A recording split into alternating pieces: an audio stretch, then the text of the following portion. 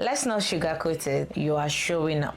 You are creating content. You're pouring your heart, your time, your ideas into this content creation team. And yet, your bank account isn't reflecting the work you're putting in. And I need you to know something. It's not just the industry. It's not just the algorithm. Yeah, it might be you. On a serious matter, it might be you. Today's episode is tough love.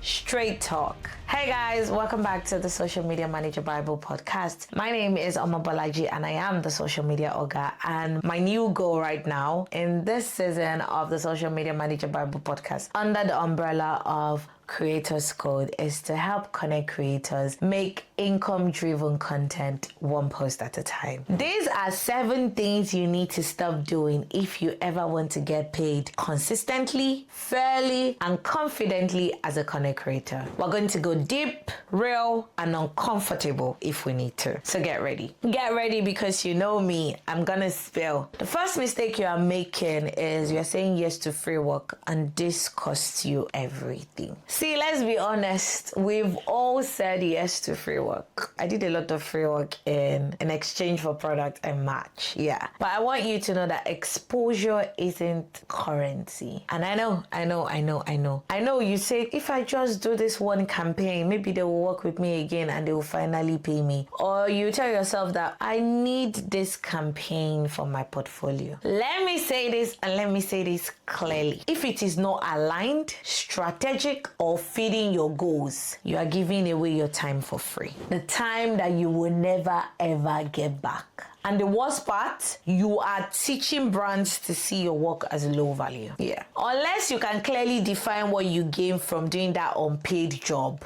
decline it. Yes. You are not a brand mascot. You are not a placeholder influencer. You are building something. So make sure that you are working on your foundation, because free work can't be your foundation as a content creator. Mistake number 2, avoiding the money conversation until it's too late. I don't know why we are not comfortable talking money as content creators. We don't like talking money. I don't know, including myself. And here's the truth.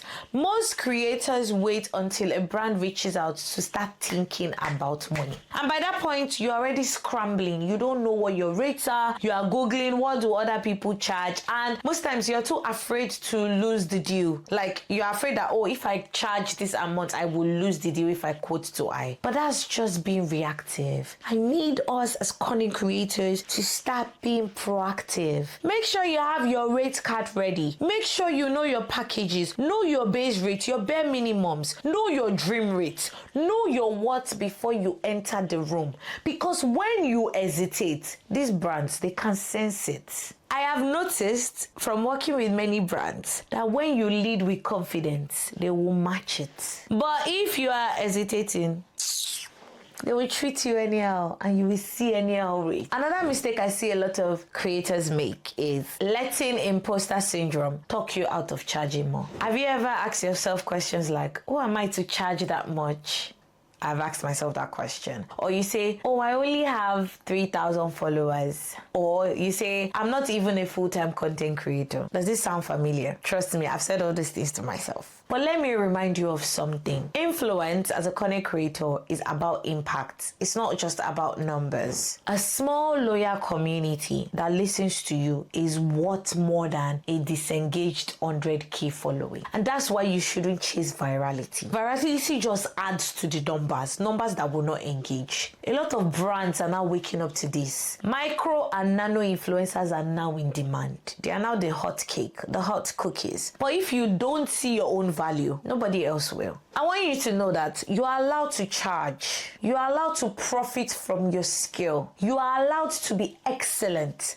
And you are allowed to be expensive. Another mistake I see a lot of content creators make is over-delivering without boundaries. And you are getting burnt out quietly. If you've ever said yes to 3 rounds of edits, extra Instagram stories, writing captions, adding link, uploading posts to comment sections, allowing a brand to boost your content without extra pay, letting a brand repurpose your content for ads without permission, and so on and so forth, and you didn't charge for any of this, I love you, but that's on you. Stop doing more than you are paid for and then resenting the client afterward. You are not getting taken advantage of. You just haven't drawn the lines. You've not set the boundaries. Boundaries aren't bad for your business. They are the backbone of a sustainable business as a content creator. You need to have boundaries. You need to. Yeah.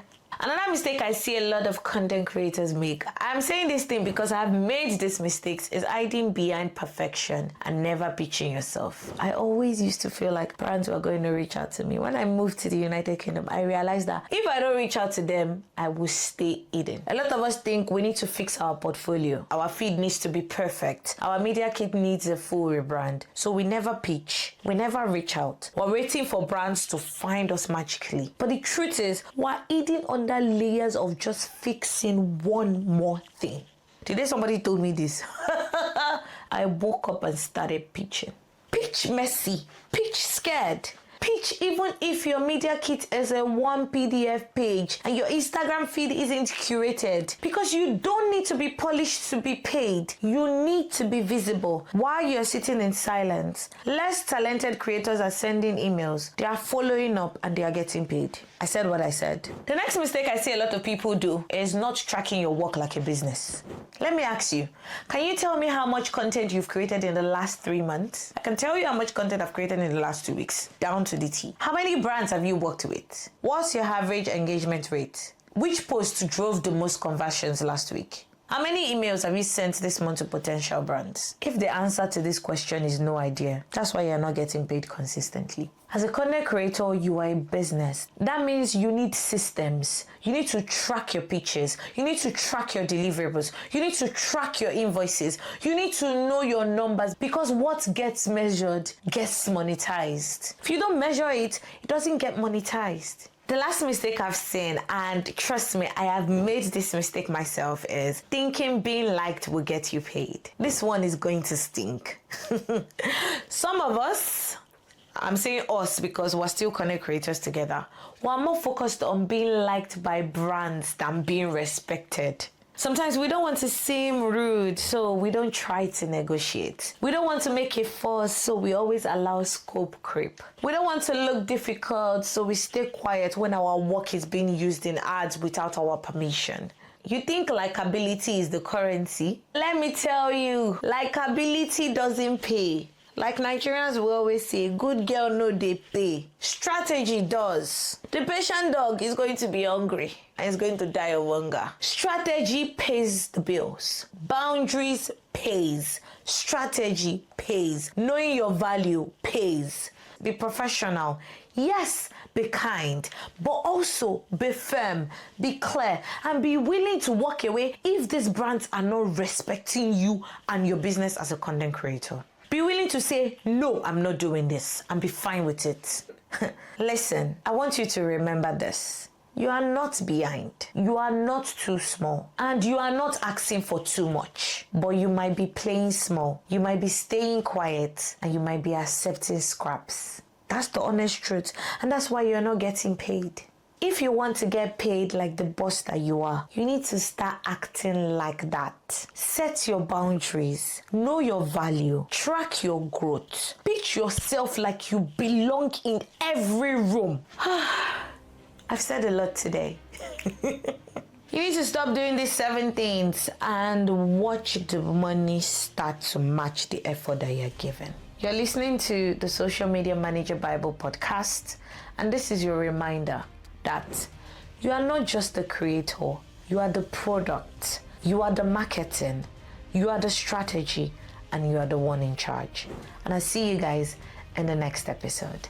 Bye.